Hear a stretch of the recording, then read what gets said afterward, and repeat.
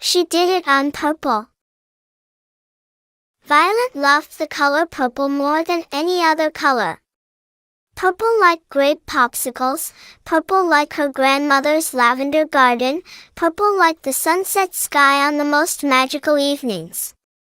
All of Violet's clothes were purple. Her backpack was purple. Her lunchbox was purple.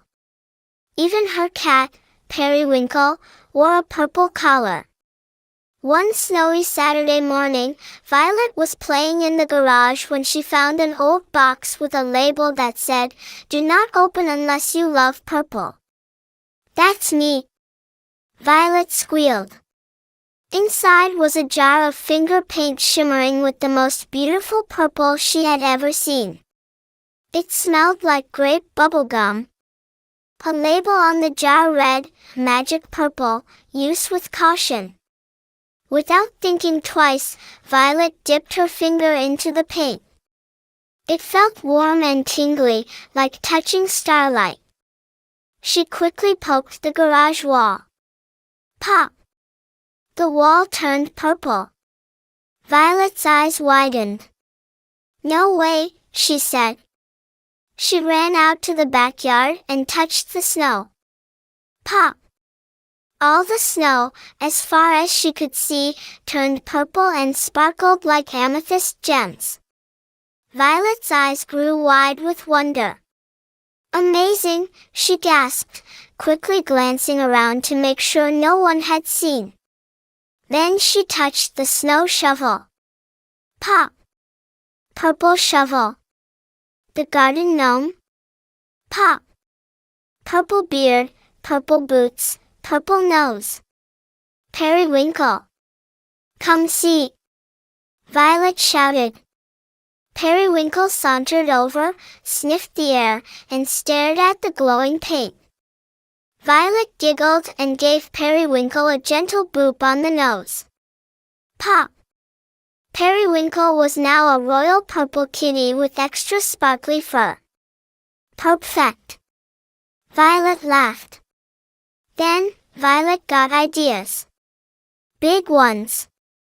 She couldn't help herself. She touched the mailbox. Pop! Purple letters. She touched her brother's soccer ball. Pop! Purple and white. She touched the old gray swing set, and pop! Instantly it became a brilliant purple playground. She touched the family minivan. Pop! Purple spaceship. Well, it still looked like a minivan, but it felt like a spaceship now. By lunchtime, the neighbors were peeking outside. "Is that a purple squirrel?" Mr. Jenkins blinked. "Did that house just turn lavender?" gasped Mrs. Chung. Violet even climbed the tree on top of the hill so she could touch the sky, or as close to the sky as possible. She reached out her finger, and pop! The sky turned purple. The clouds were fluffy purple marshmallows. The sun looked like a glowing purple jelly bean. Violet was having the time of her life. But then, she slipped. The snow, of course, had made the tree limbs slippery. And splat! Violet landed safely in a snowbank, but purple paint flew everywhere, and suddenly, pop! Pop! Pop! Pop! Everything turned purple at once. "Oops," Violet whispered. She looked around. At first, it was magical. But then she realized that something was missing. White snow. Blue sky.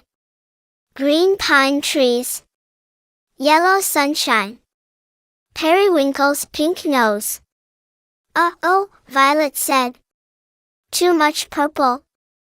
The paint jar was empty. All used up. Oh no. Then she noticed a tiny note written inside the lid. To undo the purple, paint with love. Violet thought hard. What did she love, besides purple?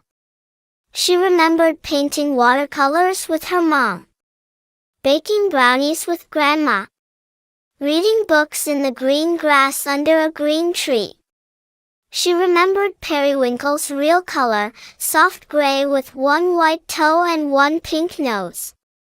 So, Violet closed her eyes, dipped her finger into the very last drop of purple paint stuck in the jar, and whispered, "I love all the other colors, too." She touched the snow. Pop! It was white again. The sky. Pop! Blue and bright. The sun. Pop! Back to golden yellow. Everything returned to normal, except Periwinkle, who was still purple but didn't seem to mind. Violet smiled. "I think I'll leave that one on purpose." And from that day on, whenever something near Violet mysteriously turned purple, people would say, "She did it on purple." The end.